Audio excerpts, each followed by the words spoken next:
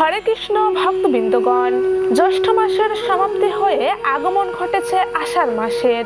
শ্রাবণ যেমন মহাদেবের প্রিয় মাস, তেমনি আষাঢ় মাস হলো শ্রী বিষ্ণুদেবের আরাধনার মাস। তো ভক্তগণ, আজকের ভিডিও থেকে আপনারা অবশ্যই শ্রবণ করবেন এই আষাঢ় মাসে ভুলেও যে তিনটি সবজি খাবার ভুলেও আপনারা খাবেন না, না হলে হবেন পথের ভিখারি ও সংসারে হবে ঘোর অমঙ্গল।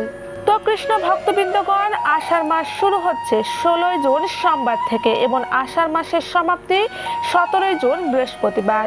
16 জুন সোমবার থেকে শুরু হচ্ছে চতুর্থী মাস আষাঢ় মাস। এই আষাঢ় চাতুর্মাস হলো ভগবান শ্রী বিষ্ণু ও সূর্য দেবতার আরাধনার জন্য শ্রেষ্ঠ মাস। তো ভক্তগণ, এই পূর্ণময় আষাঢ় মাসে পালিত হবে ভগবান বিষ্ণুর অর্পিত যে সকল ব্রত উপবাসগুলি, সেগুলির মধ্যে আষাঢ় মাসের প্রথমেই থাকছে যোগিনী একাদশী, রথযাত্রা, দেবসায়নী একাদশী ও গুরু পূর্ণিমা। পুরাণ অনুযায়ী বিষ্ণুর প্রিয় মাস এই আষাঢ় মাসকেই বলা হয়, কারণ এই মাস থেকে ভগবান যোগ নিদ্রায় যান। শুধু ভগবান বিষ্ণু নন, বাকি সব অন্য দেবতারাও এই মাসেই যোগ নিদ্রায় অর্থাৎ বিশ্রামে চলে যান, যার ফলে এই ধরাধামে আসরিক শক্তির প্রভাব বেড়ে যায় এবং শুভ শক্তির কিছুটা দুর্বল হয়ে থাকে। তাই ভক্তগণ, আজ অবশ্যই আপনারা শ্রবণ করবেন এমন অবস্থায় পুরো আষাঢ় মাস জুড়ে আপনারা কি কি করবেন, কি কি করবেন না, এবং আষাঢ় মাসে অবশ্যই যে খাবারগুলি ভুলেও আপনারা খাবেন না, এবং আষাঢ় মাসে আপনারা বিশেষভাবে যে দুইটি কাজ অবশ্যই পালন করবেন আর্থিক উন্নতির জন্য, তা অবশ্যই আজকে শ্রবণ করুন। আষাঢ় মাসকে স্বয়ং বিষ্ণুদেবের মাস হিসেবে মনে করা হয়। এই মাসে শ্রীহরির উপাসনা করলে তিনি সেই ভক্তের প্রতি প্রসন্ন হন এবং কাঙ্ক্ষিত ফল প্রদান করে। ভক্তগণ, আষাঢ় মাসে ভগবানের সব থেকে প্রিয় দুইটি একাদশীর মধ্যে একটি যোগিনী একাদশী এবং অন্যটি দেবসায়নী একাদশী পালিত হবে। শাস্ত্র অনুসারে যোগিনী একাদশীতে উপবাস পালন করলে 88,000 ব্রাহ্মণকে ভোজন করানোর ফল সমান পূর্ণ ফল পাওয়া যায়। অন্যদিকে আষাঢ় মাসের শুক্লপক্ষে পালিত হয় দেবসায়নী একাদশী। এই একাদশী তিথি থেকে যোগ নিদ্রায় যান ভগবান নারায়ণ।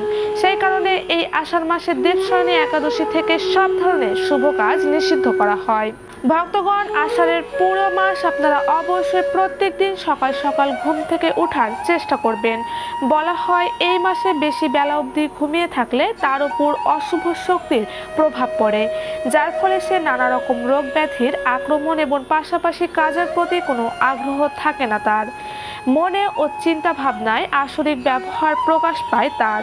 তাই আষাঢ় মাসে প্রত্যেক দিন খুব ভোরে ঘুম থেকে উঠে প্রথমে সূর্যদেবকে প্রণাম করে নেবেন এবং স্নান করে অতি অবশ্যই সূর্যদেবকে অগ্রজল নিবেদন করুন। ভক্তগণ, যদি আষাঢ় মাসে আপনারা সূর্যদেবকে প্রতিনিয়ত অগ্রজল নিবেদন করেন, তাহলে আপনার উপর বাজে কুনজর বা কুপ্রভাব থেকে সূর্যদেব আপনাকে রক্ষা করবেন। এছাড়া ভক্তগণ, এই আষাঢ় মাসে করুন শ্রী বিষ্ণুদেবের পূজা বিধি। আষাঢ় মাসের প্রত্যেক দিন অন্তত 2 থেকে 3 বার ধূপ দিয়ে শ্রী বিষ্ণুদেবের আরতি করলে সংসারের শ্রী বজায় থাকে। ভক্তগণ, যেহেতু ভগবান বিষ্ণু এই আষাঢ় মাসে 4 মাসের জন্য ঘোর নিদ্রায় যান, সেক্ষেত্রে এই আষাঢ় মাস থেকে শুভ শক্তি দুর্বল আর অশুভ শক্তি বৃদ্ধি পায়, যার ফলে চারদিকে পৃথিবীতে খরা, অতিবৃষ্টি, দুর্ভিক্ষ, হিংসা, পাপ, চুরি ইত্যাদি বেড়ে যায়। সেক্ষেত্রে এমন অবস্থায় আমাদের সকলেরই উচিত ভগবানের শরণাপন্ন হওয়া, কারণ একমাত্র তিনি যিনি আমাদের সর্ব বিপদ থেকে রক্ষা করবে। তাই আপনারা অতি অবশ্যই চলতি বছর আষাঢ় মাসে বিশেষভাবে এই নিয়মবিধিগুলো মেনে চলুন এবং ভগবান শ্রী বিষ্ণু, মহাদেব ও হনুমানজির উপাসনা পূজা করুন। এই সময় বলা হয় আষাঢ় মাসে যদি আপনি অর্থাৎ কোনো ভক্ত প্রতি মঙ্গলবার হনুমানজিকে স্মরণ করে এবং হনুমান চালিসা পাঠ করে, তবে সেই ভক্ত সর্বকাজে অবশ্যই সাফল্য পাবে। কারণ সংকট মোচনকারী হনুমানজিকে যদি কোনো ভক্ত যে কোনো অবস্থায় স্মরণ করুক না কেন, হনুমানজি তাকে সর্ববিপদ থেকে রক্ষা করবে। তো কৃষ্ণ ভক্তবৃন্দগণ, আপনারা আরও শ্রবণ করবেন এই আষাঢ় মাসে আপনারা অবশ্যই যে 3টি সবজি খাবার ভুল করেও খাবেন না, এবং পুরো আষাঢ় মাসে যে সকল কাজগুলি আপনারা করবেন না, সাথে যেভাবে ভগবান বিষ্ণুর পুজো করলে আপনারা সুফল পাবেন, সেই সকল বিষয়বস্তু অবশ্যই আপনারা এখন তা শ্রবণ করুন। হিন্দু পঞ্জিকা অনুযায়ী আমাদের প্রত্যেক মাস অনুযায়ী বিশেষ নিয়ম বিধি অনুসরণ করতে হয় এবং খাবারের তালিকা থেকে বেশ কিছু খাবার বর্জন করতে হয়। ভক্তগণ, আষাঢ় মাসেও তার ব্যতিক্রম নয়। বন্ধুরা, আষাঢ় মাসের খাবার তালিকা অর্থাৎ এই মাসে কি খাবেন কি খাবেন না তা অবশ্যই আমাদের সংসারের মঙ্গল অমঙ্গলের উপর নির্ভর করে। তাই ভক্তগণ, অবশ্যই আপনারা আজ শ্রবণ করবেন যে সকল খাবারগুলি আপনারা এই আষাঢ় মাসে খাবেন না। ভক্তগণ, আষাঢ় মাসে সবুজ পাতাওয়ালা যুক্ত শাকসবজি একেবারেই খাবেন না। এছাড়াও বেগুন, লেটুস পাতা, পেঁয়াজ, রসুন এই সকল সবজি খাবার আষাঢ় মাসে বর্জনীয়। এছাড়াও ভক্তগণ, আষাঢ় মাসে বর্জন করুন কচু। আষাঢ় মাসে কচু না খাওয়াই ভালো।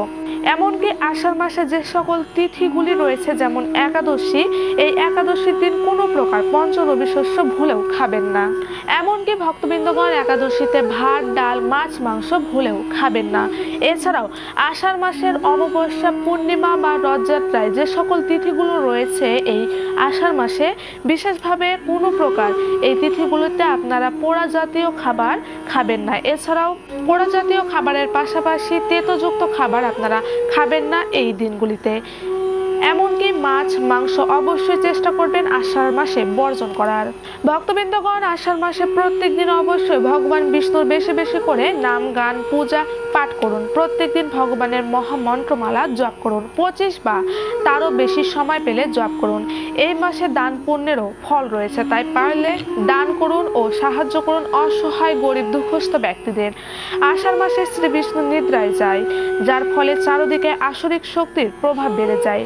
সেই কারণে বন্ধুরা, আপনারা এই আষাঢ় মাসে জুড়ে অবশ্যই নিজের কথাবার্তার উপর নিয়ন্ত্রণ রাখুন। এই মাসে কাউকে কটু কথা বলবেন না, কটু কথায় ভুলেও গালিগালাজ করবেন না। এই মাসে ছোট বড় সবার সঙ্গে শ্রদ্ধা ভক্তির সঙ্গে আচরণ করবেন। বিশেষভাবে এই মাসে বলা হয়েছে মেয়েদের সম্মানের কথা, তাই মেয়েদের সঙ্গে খারাপ আচরণ করবেন না। কারণ মেয়েদের লক্ষ্মী ও দুর্গার রূপ বলা হয়, যার ফলে এই মাসে মেয়েদের অসম্মান করলে মা লক্ষ্মীরও অসম্মান হয়। বন্ধুরা, এই আষাঢ় মাসে বাড়ির ছোট বড় সকলেরই উচিত পূজা পাঠের কাজে বেশি বেশি করে মনোযোগ দেওয়া ও ভক্তিময় ভাবে ঠাকুরের সেবা ও পুজো করা। তবে গিয়ে আষাঢ়ের সম্পূর্ণ মাস আপনাদের সংসারে কোনো রোগ, ব্যাধি ও খারাপ শক্তির প্রভাব পড়বে না। এমনকি মা লক্ষ্মী দেবী খুশি হয়ে আশীর্বাদ করবে আপনাদের সকলকে। এছাড়াও ভক্তবৃন্দগণ, এই আষাঢ় মাস জুড়ে আপনারা মহাদেবের বিশেষ আরাধনা কিভাবে করবেন তা অবশ্যই শ্রবণ করুন। ভক্তগণ, আষাঢ় মাস জুড়ে আপনারা যত বেশি ভগবানের নাম, গান ও পুণ্যময় কাজগুলি করবেন ততই ভগবানের প্রিয় ভক্ত হতে পারবেন। তাই বিষ্ণু পুজোর পাশাপাশি এই মাসে অবশ্যই মহাদেবের মাথায় প্রত্যেক দিন জল ঢালুন।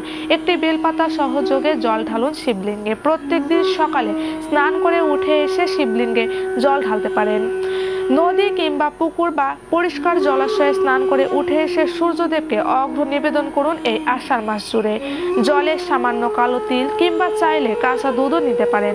দক্ষিণ দিকে মুখ করে পিতৃপুরুষদের উদ্দেশ্যে অর্ঘ্য জল নিবেদন করতে পারেন আষাঢ় মাস জুড়ে। এতে পিতৃপুরুষ খুশি হন ও আশীর্বাদ প্রদান করে। শাস্ত্রমতে আষাঢ় মাসের প্রত্যেক দিন সকালে অথবা সন্ধ্যায় নিয়ম করে 3 বার শঙ্খ বাজানো উচিত। শঙ্খের ধ্বনি ওম উৎপন্ন করে।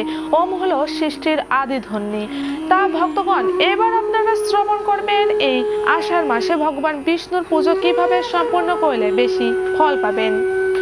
ভক্তগণ, আষাঢ় মাসের প্রত্যেক দিন স্নান করে উঠে এসে হলুদ পোশাক পরুন।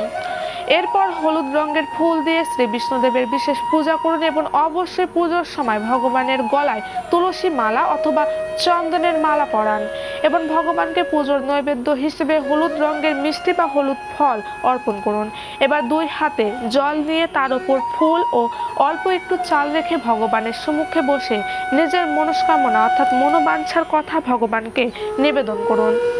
এবার সেই হাতে রাখা অর্ঘ্য শ্রী বিষ্ণুদেবের পায়ে অর্পণ করুন। ভক্তগণ, আষাঢ় মাসের বিশেষ এই কয়েকটি নিয়ম পালন করলে আপনি সৌভাগ্যের অধিকারী হবেন। এছাড়া ভক্তগণ, সর্বশেষ হলো আষাঢ় মাসের 7 তারিখ থেকে আবার শুরু হচ্ছে অম্বুবাচী। সাধারণত অম্বুবাচীর 3 দিন কোনো শুভ কাজ করা নিষিদ্ধ। এমনকি এ সময় গাছ কাটা, মাটি কাটা বা ঠাকুরের মূর্তি বা ছবি স্পর্শ করতে নেই। তাই ভক্তগণ, আষাঢ়ের এই অম্বুবাচীর দিন বিশেষ ফল লাভ করতে করুন শ্রী বিষ্ণু ও মা লক্ষ্মীর বিশেষ পুজো এবং খাবারে অবশ্যই খান আম ও দুধ। বলা হয় আষাঢ় মাসের এই তিথিতে আম দুধ খেলে মা ভবানীর বিশেষ আশীর্বাদ লাভ করা যায়।